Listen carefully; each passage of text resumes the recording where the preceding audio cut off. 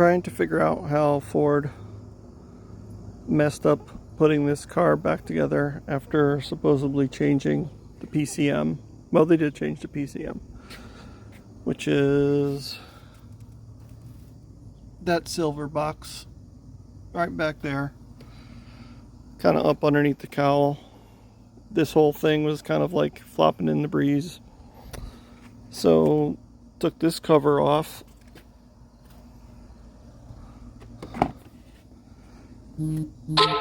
Here's what one of the clips should look like.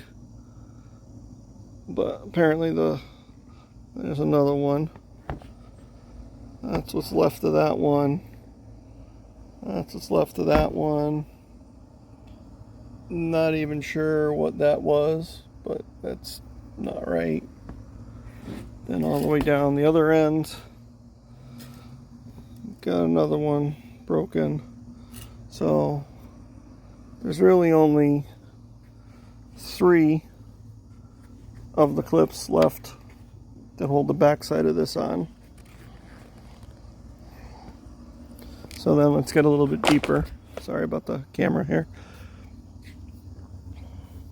Apparently they broke this wiper arm here when they pulled the wipers off the taper. For whatever reason. Not sure what the tech did here.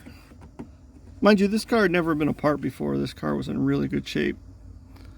I don't know, chewed his way through the plastic here. Told me they didn't drill any holes. That's not a factory bolt, and tried a couple times to get it right, apparently. Zip tie. Across the other side here.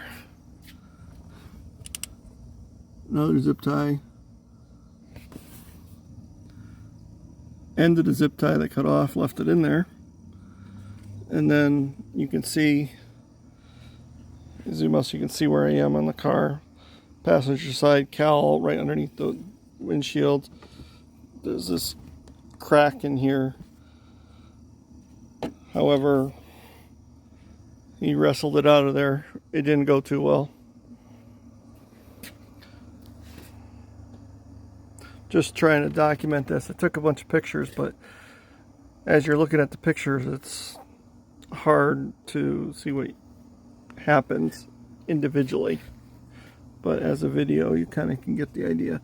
So anyways, this piece is not anchored, but by the 2 zip ties, this kind of bolt.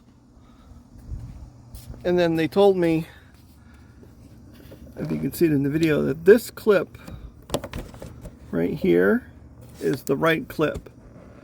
Let me just pull it up and see. It's just a clip nut, right? But there's no hole for that to go through. They're just using it like a clip to hold the plastic to the sheet metal, which again, I don't know, but I'm pretty sure that's not the right clip that Ford would have used for that. Not without a bolt in it. I think there's a different style clip. So I'm just in the process of trying to document all this, because we had this at the dealer 3 times, and for about 8 weeks we were without a car. Now granted, most of that was waiting for the PCM in there to be delivered. And the original symptom for this whole issue was the car lost AC. And when my wife brought it home, I did my diagnostic on it, checked the AC, charge was good, went down underneath, compressor's right on the bottom, it's pretty easy to get at. Had the voltage, check the voltage on it, and it was 10.6, which is a real odd voltage to be giving it. So my first thought was bad ground. So I went around the car and checked all of the grounds and clean stuff, like for instance this one goes down onto the block, and there's a whole bunch more. checked the battery connections, everything else, checked the fuses. Everything was good, and I'm like, well, this is beyond me, so I need to bring this to the dealer.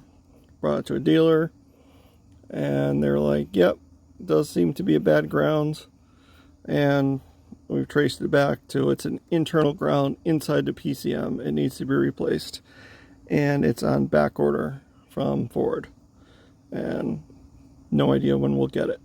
So that's when the 7-week wait happens. But then we got it back in, went to go pick the car up. My wife got in the car, started the car. I said, just turn the AC on, I'll make sure it blows cold. Turns the AC on, no AC. So we immediately went right back into service and said, hey, car's not blowing cold. Tech came out and was like, huh, that's weird, because it was blowing really cold this morning, and I reclaimed the system and I put a fresh charge in it, so it should be good. I didn't ask him at the time, but I'm like, why did you reclaim the system? You were changing this up here, which once this is out of the way, yeah, there's some AC lines back there, but they're really not in your way. So I don't know if that was like part of their diagnostic process.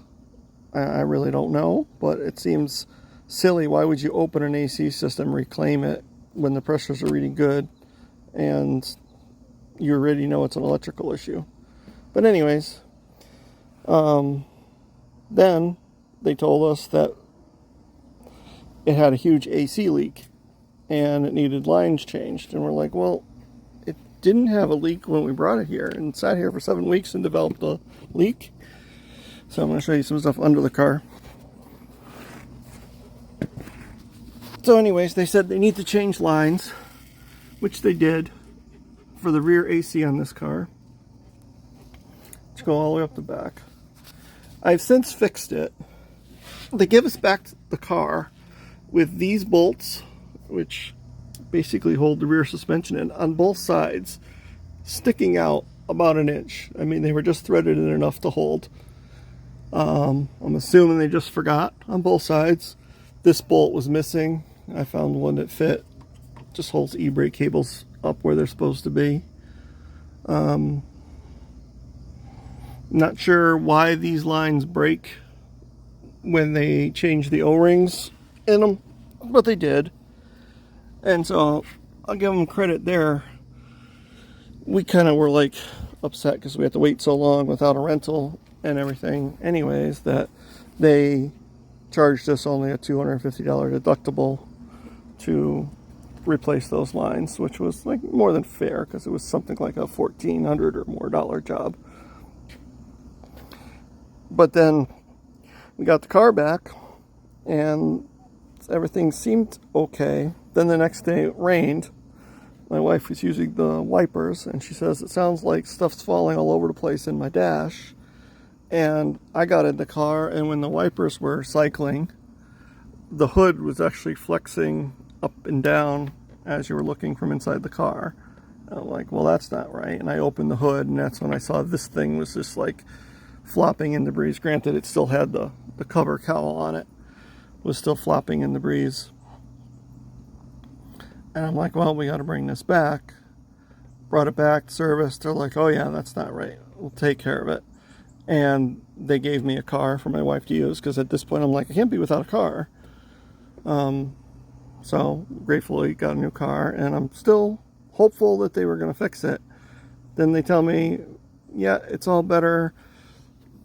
This rod that they broke, probably taking the arms off, came in from Ford. They said it was too long. And now they know the measurement, and they're going to make sure that the right length one goes in. So we got the car back. The wipers are tight. They don't make noise anymore. They don't hit the hood. And that seems to be good. But as you see, with all the plastic damage to this cowl and everything, looks like I'm going to get stuck replacing that.